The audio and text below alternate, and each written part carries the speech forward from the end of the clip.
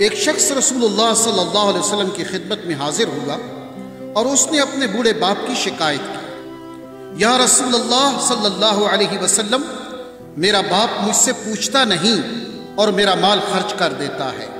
आप सल्लल्लाहु अलैहि वसल्लम ने उसके बाप को बुलवाया। जब उसको पता चला कि मेरे बेटे ने रसूलुल्लाह सल्लल्लाहु अलैहि वसल्लम से मेरी शिकायत की है, तो वो दिल में रंजीदा हुआ और इंतहाई दुखी हुआ और उसी कैफियत में रसूलुल्लाह सल्लल्लाहु अलैहि वसल्लम की बारगाह में हाजिरी के लिए चल पड़ा। चूंकि अरब की घुट्टी में शायरी थी, तो रास्ते में दिल में कुछ अशार पढ़ते हुए पहुंचा। इधर दरबार रिसालत मआब सल्लल्लाहु अलैहि वसल्लम में पहुंचने से पहले सैयदना जिब्रील अलैहिस्सलाम आप सल्लल्लाहु अलैहि वसल्लम की खिदमत में हाजिर हुए और अर्ज किया, या रसूलल्लाह सल्लल्लाहु अलैहि वसल्लम, अल्लाह ताला ने फरमाया है कि इसका मामला बाद में सुनिएगा, पहले इससे वो अशार सुने जो ये दिल में कहता हुआ आ रहा था। जब वो हाजिर हुआ तो आप सल्लल्लाहु अलैहि वसल्लम ने फरमाया, तुम्हारा मामला बाद में सुना जाएगा, पहले वो अशार सुनाओ जो तुम दिल में कहते हुए आ रहे थे। वो आखिर सहाबी रसूल था, ये सुनकर रोने लगा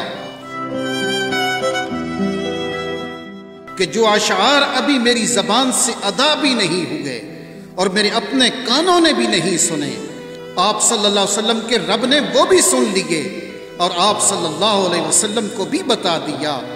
आपने इरशाद फरमाया, वो क्या अशार थे, हमें भी सुनाओ। उस सहाबी ने अशार पढ़ना शुरू किए जिन्हें सुनकर पता चलता है कि वो किस कदर जज्बाती कैफियत और दुखी दिल के साथ दिल में अदा किए हैं। उन अशार का उर्दू तर्जमा ये है, ऐ मेरे बेटे, जिस दिन तू पैदा हुआ हमारी मेहनत के दिन उसी वक्त से शुरू हो गए थे। तुम रोते थे तो हम सो नहीं सकते थे, तुम खाते नहीं थे तो हम भी खा नहीं सकते थे, तुम बीमार हो जाते तो तुझे उठाकर हम मारे मारे फिरते थे, कभी किसी तबीब के पास तो कभी किसी तबीब के पास कि तुझे कुछ हो न जाए, कहीं तुम मर न जाओ। हालांकि मौत अलग चीज है और बीमारी और चीज है। फिर तुम्हें गर्मी से बचाने के लिए मैं दिन रात काम करता रहा कि मेरे बेटे को ठंडी छांव मिल जाए। तुझे सर्दी से बचाने के लिए मैंने भारी भरकम पत्थर उठाए कि मेरे बेटे को ठंड न लगे। जो कुछ कमाया तेरे लिए कमाया, जो कुछ बचाया तेरे लिए बचाया। तेरी जवानी के ख्वाब देखने के लिए मैंने न सर्दी की परवाह की और न गर्मी की। दिन रात इतनी मेहनत की कि अब मेरी हड्डियां कमजोर हो गई हैं और तुम कड़ियल जवान बन गए हो। फिर मुझ पर खिज़ां ने डेरे डाल दिए, लेकिन तेरे ऊपर बहार आ गई। मैं झुक गया और तुम सीधे हो गए।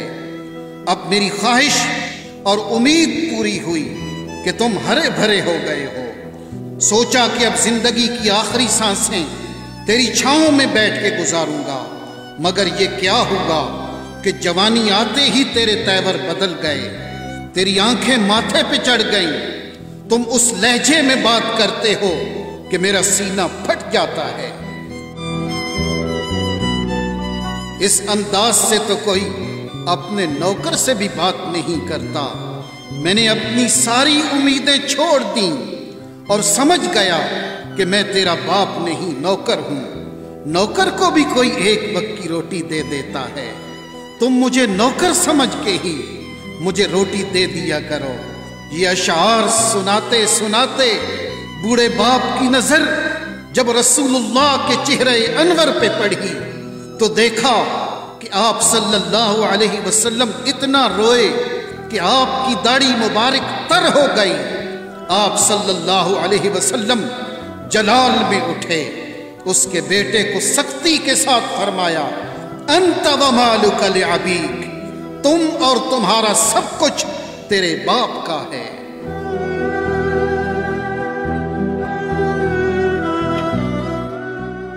वालिदैन के अदब व एहतराम का हुक्म अल्लाह रब्बुल आलमीन ने दिया।